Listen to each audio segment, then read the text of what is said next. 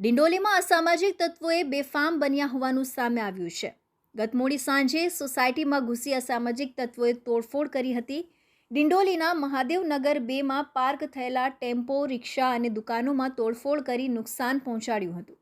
3 થી 4 જેટલા ઇસમોએ આતંક મચાવ્યો હતો। અસામાજિક તત્વો લાકડાના ફટકા અને હોકી લઈને આવ્યા હતા। લોકોને ધમકી આપીને તોડફોડ કરી હતી, જેથી સોસાયટીના લોકોએ ડિંડોલી પોલીસ સ્ટેશને ફરિયાદ કરી હતી।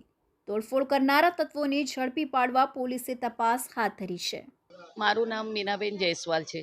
મીનાબેન, શું ઘટના બની છે અહીંયા ગઈકાલે? 9:30 વાગે બે ટપોરી આવેલા, આ તોડફોડ કરીને ભાગી ગયા। આ શું લોકો ગાડીઓને- હંમેશા આવે છે।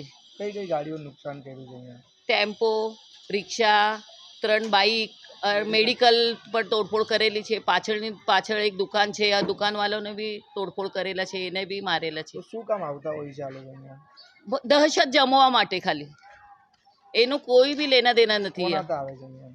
એ વિકી કરીને એના ફ્રેન્ડ સર્કલ છે। 100% 3-4 મહિના પહેલાં બી મને ખુદ 1:30-2 રાતના સમય હતા, તો બાજુમાં ગાલી ગલોચ કરતા હતા, તો મેં ઉઠીને બોલી કે ચાલને જાઓ, તમે તમારા ઘર પે જાઓ।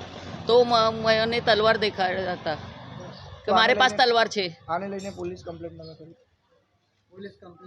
અત્યારે કરી। શું જવાબ પોલીસ?